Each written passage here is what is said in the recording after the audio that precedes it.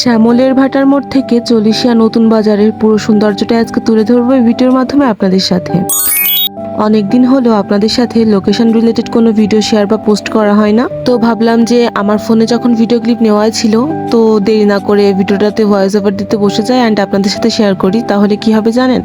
তাহলে আমার নপড়া এবং নপড়ার আশপাশ থেকে যারা দূর দূরান্ত থেকে এই ভিডিওটা দেখেন বা কাজের সূত্রে নিজ নিজ শহর বা এলাকা ছেড়ে দূরে থাকতে হয়, তারা অনেকে আছেন আমার ছোট্ট পেজের সাথে যুক্ত। তারা কিন্তু যখন এই ভিডিওগুলো দেখবেন, দেখার পরে অনেকে আছে কমেন্টস করেন যে আপু অনেকদিন পর নিজের এলাকাগুলোকে দেখলাম, নিজের এলাকার রাস্তাঘাটগুলোকে দেখলাম।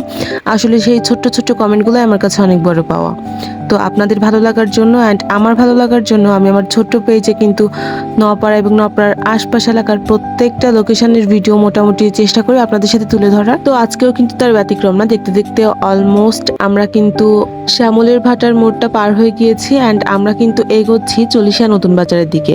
আসসালামু আলাইকুম everyone, this is me Seema from my little page and welcome back to my new video. আশা করছি আপনারা যে যেখানে আছেন অনেক বেশি ভালো আছেন এবং আমরাও ভালো আছি আলহামদুলিল্লাহ।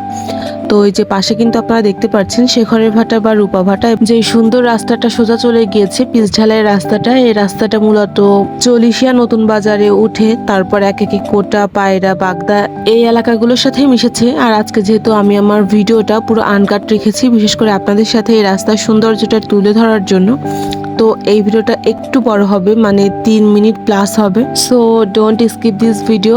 আর এই যে এটা কিন্তু শ্যামলের ভাটার মোড় পার হয়েই চল্লিশিয়া নতুন বাজারের দিকে রাস্তা, এবং এই রাস্তা দিয়ে যেতে গেলে কিন্তু আপনার চোখে পড়বে এমন একটা ভাটা এবং এই যে খোলা একটা দিগন্ত, যেখানে সরিষা ফুলের মৌসুমের সৌন্দর্য একদম উপচে পড়ে। সরিষা ফুল লাগানো হয় এবং এখন কিন্তু ধানের সময় ধান লাগানো হয়েছিল এবং ধানগুলো কাটাও হয়ে গিয়েছে, এখন কিন্তু খোলা মাঠে পরিণত হয়ে গিয়েছে।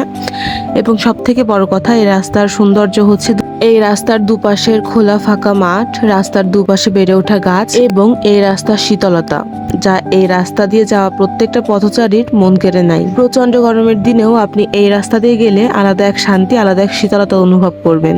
এবং রাস্তার দুপাশের প্রাকৃতিক মনোরম দৃশ্য যে কারো নজর কাটতে বাধ্য। আপনারা হয়তো এই এলাকা থেকে অনেকে আমার ছোট পেজের সাথে যুক্ত আছেন, এটা কিন্তু আমি আপনাদের কমেন্টস পড়ে বুঝতে পারি।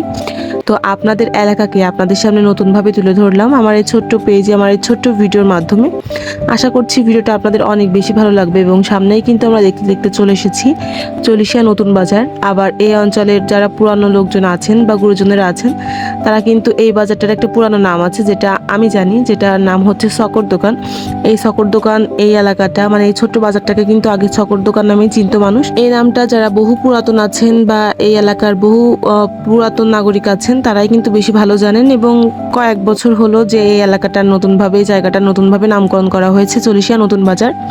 তো আজকে এই অবধি দেখালাম। আপনারা কোন জায়গা থেকে এই ভিডিওটা দেখছেন এবং ভিডিওটা আপনাদের কেমন লাগলো অবশ্যই বলে যাবেন এই ভিডিওর কমেন্টে। ধন্যবাদ সবাইকে।